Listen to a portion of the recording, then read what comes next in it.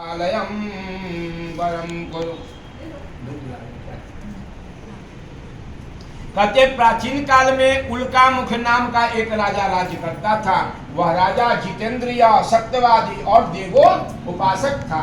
वह प्रतिरोज मंदिर में जाता और भगवान का पूजन करता, ब्राह्मणों को मुंह मांगा दान दिया करता था, अर्थात वह बहुत बड़ा दानवीर था।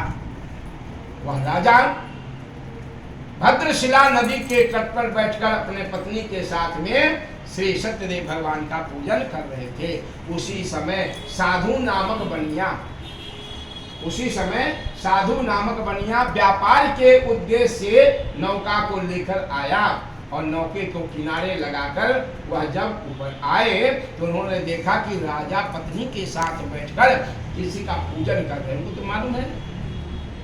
वो भी वहां पर बैठ गए, पूजन किया।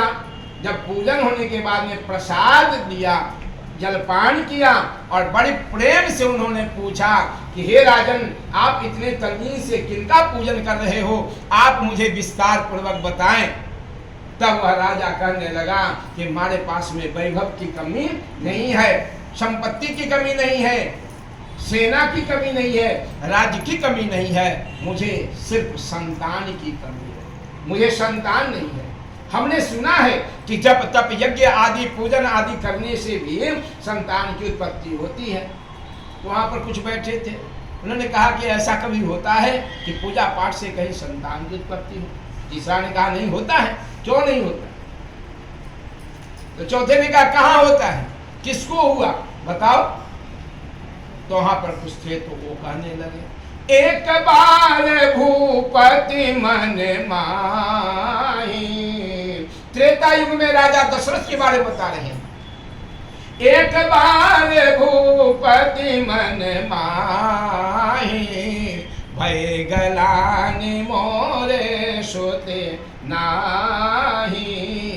श्रृंगी ऋषि वशिष्ठ बुलावा, श्रृंगी ऋषि वशिष्ठ बुलावा। पुत्र लागे शुभ यज्ञ करावा। चौथा अवस्था जब राजा दशरथ के हो गए तो वह गुरुदेव के पास गए, कहने लगे हे गुरुदेव, मेरा चौथा अवस्था आ गया, मुझे संतान नहीं है, मैं क्या करूं? तब गुरुदेव कहने लगे, आज तुम जो यह प्रस्ताव लेकर मेरे पास में आए हो, यह भी भगवान की ही बड़ी कृपा है। हम श्रृंगी ऋषि के साथ चलते हैं, उनसे प्रार्थना करते हैं और घर पर एक पुत्रष्ठी यज्ञ आयोजन करते हैं। और गए वहां पे श्रृंगी ऋषि को लेकर आए, घर पर महल में आए अवधपुरी में, और वहां पर पुत्रष्ठी यज्ञ संपन्न हुआ। पुत्रष्ठी यज्ञ प्रारंभ हुआ और जैसे ही पुत्रष्ठी यज्ञ का पूर्णाहुति हुई, उसी समय अग्नि देवता जो है हवन कुंड से यज्ञ से अग्निदेव प्रकट होते हैं। अग्निदेव फिर प्रकट हुए, पात्र खीर का लेकर, पूर्ण होगी इच्छा तेरी। कहा दशरथ को देकर, एक भाग राजा ने कौशल्या को दिन्हा, दूजा भाग प्रियतमा के कहने हंस लेना। फिर दोनों रानियों ने अपना एक एक भाग निकाला, रानी सुमित्रा को दोनों ने दिया एक एक निवाला, दिया एक एक निवाला। और जैसे ही तिथिवार नक्षत्र एक हुए कि इस धरती पर भगवान पधार रहे हैं, प्रकट हो रहे हैं। नौमी तिथि मधुमास पुनीता, शुक्ल पक्ष अभिजित हरि प्रियता। मध्य दिवस यति शीतल धामा, मध्य दिवस यति शीतल धामा। पावन काल लोक विश्राम। मध्याह्न काल 12 जब बजा तो भगवान क्या होते हैं? प्रकट होते हैं। मनुष्य जन्म लेता है और भगवान प्रकट होते हैं। भय प्रकट कृपाला दीन दयाला कौशल्या हितकारे हर्षित महतारे मुनि मन हारे अद्भुत रूप विचार। माता के सामने भगवान प्रकट हो गए। हर्षित महतारी, सब लोग समझ ही गए हर्षित महतारी, माता बहुत प्रसन्न हुई। हर्षित महतारी मुनि मनहारे और अद्भुत रूप विचार। अद्भुत रूप देखी, क्या देखी? 4 हाथ वाला बालक प्रकट हो गया, वो भी हाथ में शंख चक्र गदा पद्म लिए हुए। आजकल अगर किसी माता को प्रसूति घर में बालक का जन्म हो, 4 हाथ वाला हो, फिर क्या होगा? सोचो, विचार करो। तो यह देख कर माँ जो है से वहां चिंतित होती है और अद्भुत रूप विचारी, अद्भुत रूप देखकर माता चिंतन करने लगती है। कहती है, हे प्रभु, मैंने तो इस स्वरूप को ध्यान किया था और मैंने कहा था कि प्रभु आप इसी स्वरूप में हमारे गोद में, लेकिन प्रभु आप चौथे अवस्था में इस रूप में आए हैं तो दुनिया को मालूम चलेगा कि इस चौथे अवस्था में भी राजा को पुत्र हुआ, वो भी 4 हाथ वाला, तो दुनिया क्या कहेगा प्रभु? दुनिया क्या कहेगा?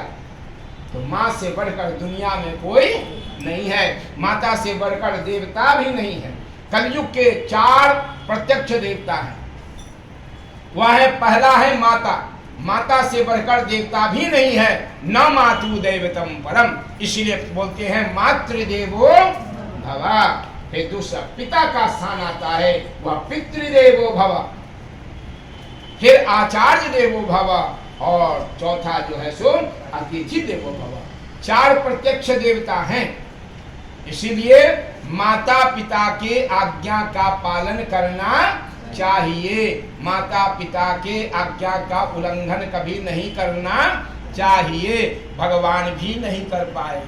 माता की बात सुनकर भगवान विचार करने लगे, माता थोड़ी सी घबरा रही।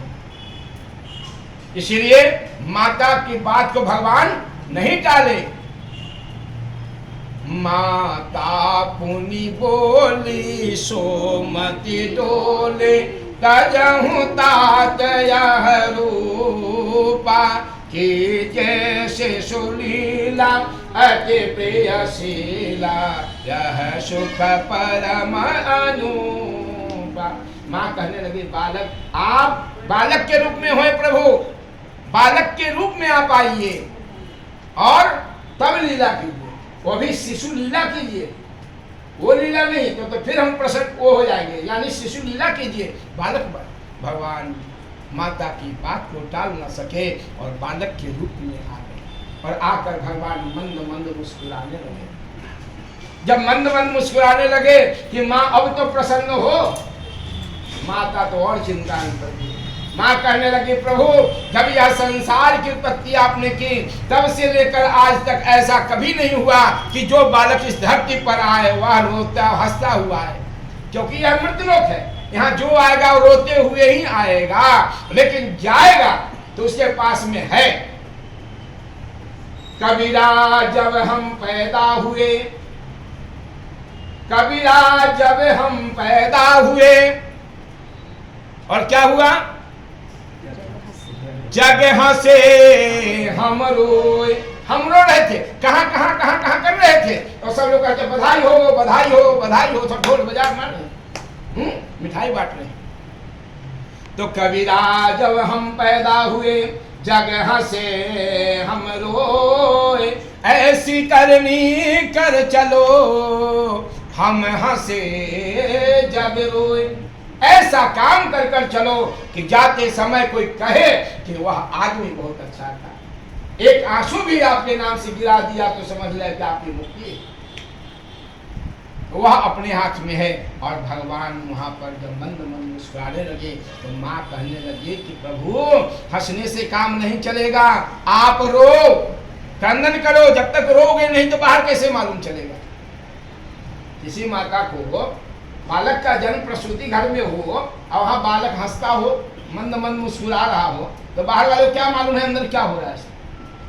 मालूम चलेगा नहीं? जब मालूम चलेगा। तो कहे रो प्रभु, और माता के बात को प्रभु रोक नहीं सके और प्रभु को रोना। सुने वचन सुजाना रोदन ठाना, कोई बालक सुर भूपा। जैसे ही भगवान क्रंदन करने लगे सबको मालूम चला और दासी देखी कि आज भाग कर गई, बधाई हो बधाई हो बधाई हो, लाला भैया दौड़ कर जाते। तो माता के बात को भी नहीं टाल सकते। पहले हमने आपको कहा था कि इस संसार में जब देवताओं के ऊपर, ब्राह्मणों के ऊपर, मंदिर के ऊपर, गौ के ऊपर, देवता के ऊपर जब अत्याचार होता है तो भगवान प्रकट होते हैं। तो यहाँ भगवान प्रकट हुए हैं। विप्रधेनु सुर संतहित, विप्र ब्राह्मण, धेनु गाय, सुर देवता संत सबके लिए।